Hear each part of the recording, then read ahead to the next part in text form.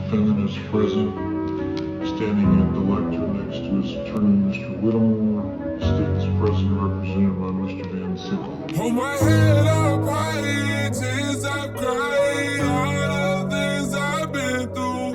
Not a day goes by in my life, I'm thankful for my issues. Day one, hold me down when I really did have none. Down bad in the block for my day one, hold me down when I really did have none. Down bad in the block for my day one, hold me down. All right, big homie. So tell me, how did you and EI meet?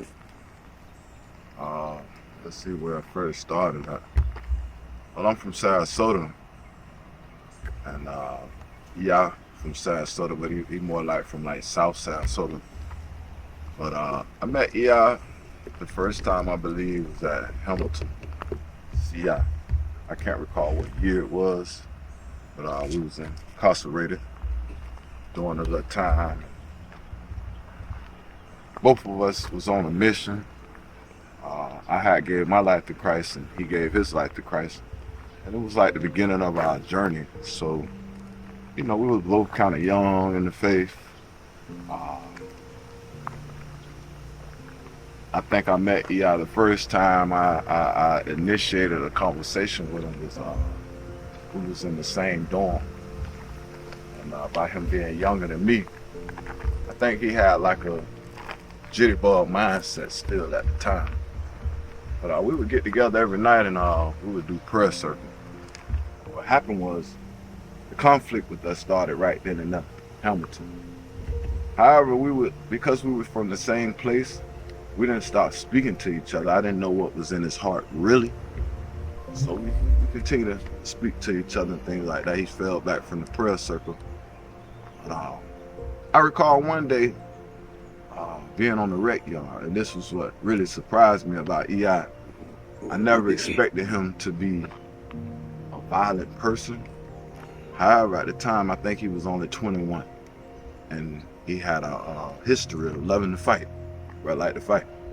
So what happened was, I recall one day on the rec yard, man, I had asked him to hold his radio. I was walking the track, and EI said, yeah, you can hold my radio. So I didn't know what was in his heart for me. I just felt like me and bro was from the same place. We was doing time, we looked out for each other and stuff like that, which we did. However, I think by him being a little young in the faith as well as the age, I think bro kind of took some things hard back then. And what happened was,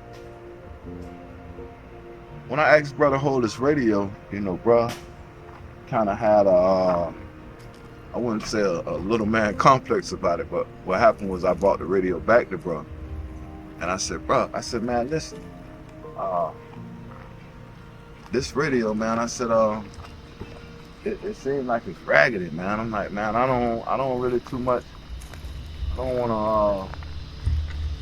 want to deal with this radio, man. I really feel like it was raggedy. And bro was caught an attitude. He was like, man, what you mean? What you mean by my radio raggedy? What you mean by my radio raggedy? And I said, well, bro, your radio, it ain't acting right. He's like, give me my radio, man. So what I did, I had an issue, and I still deal with it myself. I kind of contemplate on things, and then I decide how to handle it from there. So I walked around the track at the time, and I contemplated on the reaction that my brother gave me. So I said, well, I went back to him and I said, well, bro, I said, you know, I stuck to you about this radio situation, and you acting kind of funny about this here. And it wasn't even maybe about 15 seconds. Next thing I know, bro stole me right in front of the police. It was kind of ironic that the situation happened, but from the situation, it also showed me that not only was God with me, but God was with my brother at the same time, because we were able to gain a testimony from this, and I'm going to share this with you. Like I said, I'm a very open person, man. I'm an open book as well as an open person. I'm a people's person, and I like sharing things about myself. So me and bro get into a squall, and we get sprayed. For my first time ever getting sprayed by mace, I'm slobbing out the mouth. You know, the police handcuff both of us and take us to the box. I'm like, wow. So, you know, it kind of blew everybody on the pound because they knew us as Christian brothers. We're from the same way. Nobody didn't really know what neither one of us was harboring in our heart about one another. So when it happened, the whole compound was like blowed about this stuff, man. So me and bro go to the box. The minute I get in the box, I'm kind of blowed about the situation because it's like my first time in confinement. That's what the box is called, confinement. So while I'm back there in confinement, not only did I get down on my knees and I asked God to forgive me if I offended the brother, but I also was able to tell God I forgave the brother. So I was able to see something happen back there. I was able to kind of get reconnected back with the Holy Spirit, and I was praying for the brother as well. Well, during that time of being incarcerated in the box as well as being incarcerated, the DRs came up missing. So not only did the DRs come up missing, but when we hit the pound, it's like the officer came to me. They kept EI on the they kept EI at the annex, and they kept me at the main unit. So that was kind of a blessing as well, because we still didn't know how we felt about that situation. So when we got back on the compound, it was kind of ironic because the police was so surprised to see me on the compound. So the police rushed me, and he said, how did you get out the box? How did you get out the box? And I'm looking at him and I'm saying, what do you mean, how did I get out the box? You're too early, you're too early. You're supposed to do like 60 days. So I'm asking him, I said, well, you know, no. We didn't receive no DRs. He said, man, I promise you I wrote 2 DRs, man. However, the DRs came up missing. Nobody knew where the DRs was at. They let me out the box early, and they let the brother back out the box early, so they kept us kind of separated. Now, I remind you, I can't really recall what year that was. I think it was about 2000, I'm gonna say about 2012 or 2013. However, I ended up getting transferred after that, so I didn't see the brother no more. I hadn't heard about him or nothing like that, but I always kept him in my prayers. So I think the brother got out, I got out of prison before me, and I got out after him. However, I did look EI up when I got on the streets because, like I said, we're from the same place, Sarasota. So I remember one day I was thinking about the brother. I was in the streets and I was doing my 1-2s, back out here selling drugs, getting high and drinking and stuff like that. And I didn't think about the brother with good intentions like that. My intentions of thinking about the brother, I wanted to pull up on the brother and see how the brother was living. And it all depends on where I was at in my mindset of what I was going to do. But like I said, I didn't have good intention because I was out of a place of area with my Christian walk as well. So I had seen that the brother had got locked up. He had got a charge. I can't recall what the charge was, but the brother got locked up, and it kind of shocked me and whatnot. I was like, dang, you know, this brother here, he was always so high, you know, he wanted to be above everybody in his faith. You know, how can he get locked back up so soon? So, you know, I started making little jokes about it and stuff like that. Next thing you know, I got locked back up. So, you know, if you would have asked me, was I gonna bump back into EI again ever in life, I probably would have told you I didn't want to. But in my mind, because of I know the seriousness of EI faith and that he was always like a motivator, I wouldn't mind bumping back into him. So, you know, I ended up going back to prison again. Yeah, I was already in prison. I think he caught like 7 to 8 years. But I ended up going to Columbia Correctional Institution, and it was one of the worst institutions in the state of Florida, man. The gang activity was off the chain. It was at its all-time greatest. People was getting stabbed. Officers were scared to work there. I ended up being at the main unit. I never intended to go to the annex. However, I heard that the annex was a lot better to be at than the main unit. However, I stayed at the main unit for maybe about a year or two before I bumped back into EI again. So one day, I get a request saying something about faith-based. And I was like, man, you know, is this something new? I'm tired of being at the main unit. I was like, okay, I'll try. You know, I'll try it out. So I filled out the application to go to the faith and character-based program. And like I was saying, I never expected to see EI again. However, because I know the seriousness of his faith and the motivation, I definitely wouldn't mind bumping back into the brother at the time of my Christianity walk. So what I did was I filled out the application. Definitely didn't mind getting away from the main unit because I was getting tired of it anyways.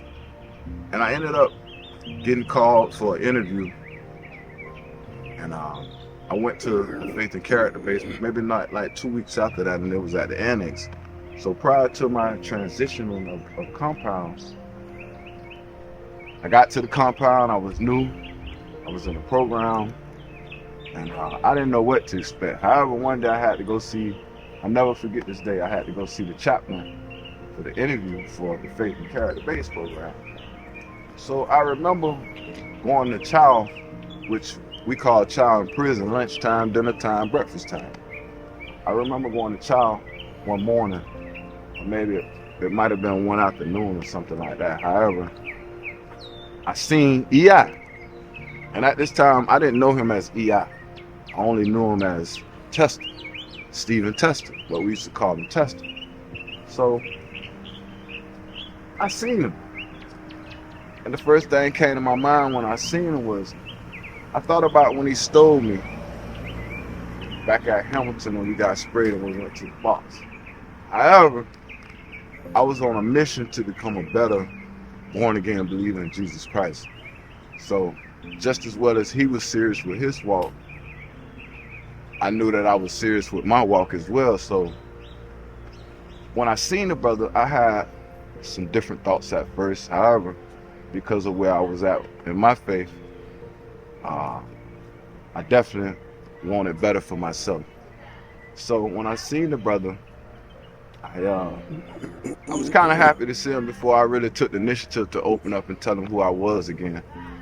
So on the way to the chapel, I bumped into him one day. And I noticed because, and I'm pretty sure that the brother didn't know how I was going to react. And I didn't know how he was going to react. But the first thing I seen him doing, I seen him tying up his shoes. So, you know, I'm telling myself at the same time, I better be ready as well before I step to the brother. I better know how to step to the brother. So I ended up conversating with the brother. We was happy to see each other. He apologized off real. I accepted that, man. I told him, you know, forgive me. We ain't on that no more. Let's kind of move on. So at the same time, man, it's like me and bro was in the right place at the right time.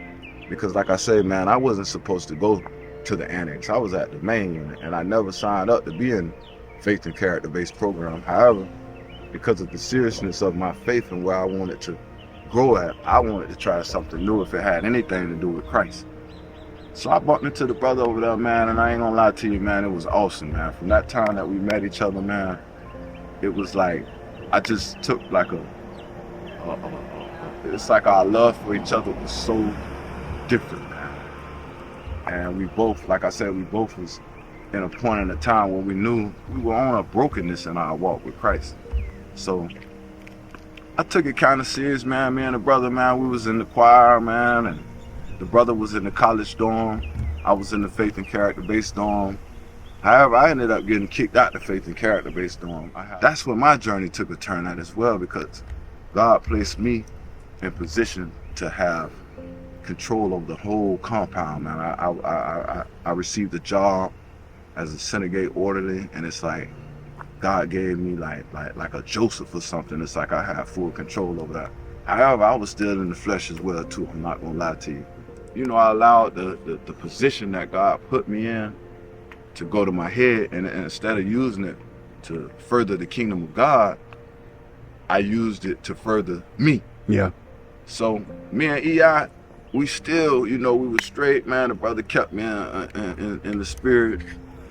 He wouldn't put me down when he knew what I was doing, because I would come confess it to him.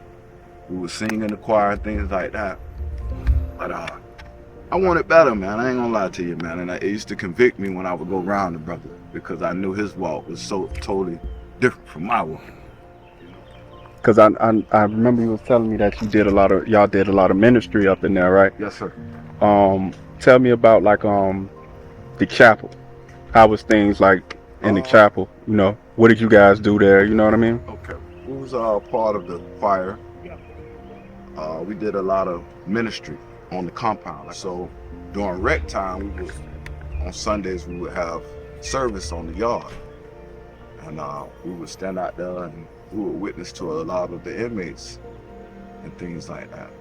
I ended up getting moved right next to him. Like the dorm was together. His dorm, he was on one side, I was on the other side. So we had a lot of favor, man, and we would do concerts. Y'all did concerts in prison? Yes, sir. Yes, sir. Wow. We did a lot of Christian concerts. They would have a service with the brother named Max, and what Max would do is he would have basically like an open mic Christian testimony, singing, rapping, or whatever you want to get up there and do. And that was one of the first times I discovered the gift that EI had, man. I heard this brother get up there and rap one time, man, and I said, man, that brother on fire for the Lord, man. It was one of the first times he introduced me to that gift that he got. But the brother was on fire. I knew the brother was on the fire for the Lord, and I always uplifted the brother. Stay in it, man. Stay in it. Stay in it. And I promised the brother that, man, I said, when you get out, man, I'm definitely going to be a support system that you can always lean on. And as you can see today, which I had the opportunity yesterday to watch the brother perform. Not only did he perform, but he was able to share his testimony. So how did that make you feel seeing that, man? Man, that touched my heart, man. I ain't gonna lie to you. It really motivated me, because where I'm at right now in my walk with Christ is I still battle with addiction. Not only do I battle addiction, I've cheated on my wife since I've been out of prison, and I'm not proud of that. I share some things with her, you know, I'm very honest with her. It's not a good thing to cheat on your wife and then be honest about it. But she kind of knows where I'm at with my walk with Christ. Like I say, man, I don't have I shouldn't make nothing to make it sound good, you know. Mm-hmm. I know what's right and I know what's wrong. Right. And I know what's inside of me. So I'm not gonna say that I'm one of the rebellious type. I'm one of the type that I need to stay in boot camp for Christ. And I know that EI would be a very motivating brother to me, man. Yeah. So, you know, I embrace the brother. I embrace his coming home. I embrace what he got going on. I embrace his gift to rap for Christ. Yeah. And things like that. But on the chapel, like, how often was EI a consistent preacher? Like, EI was very consistent in what he did. Sometimes I wouldn't go, and EI still would go. So the last question I had was, what do you think would be EI's toughest issue now that he's free? You know what I mean?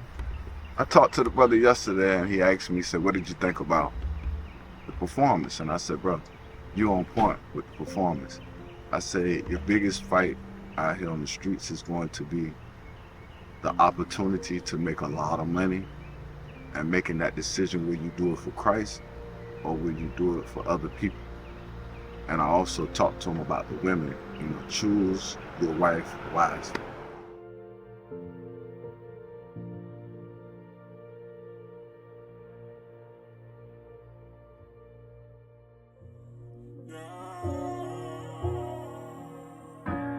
When it's all said and done, I'll be a changed man. But they're looking at me, think that I'm the same man. Been ignoring all the hate, stick to the game plan. Man, can I get an amen?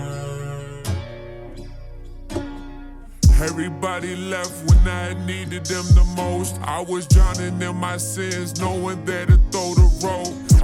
Everybody left when I needed them the most. I was drowning in my sins, no one there to throw the rope. Barely holding on and hoping I could float. In my feelings, man. Shot in the middle of the courtroom, staring at the state attorney. People in the room is my mama, the judge and jury. I'm facing like the state of Florida try to bury everyone that left, and honestly it's quite scary. When it's all said and done, I'll be a changed man, but they're looking at me.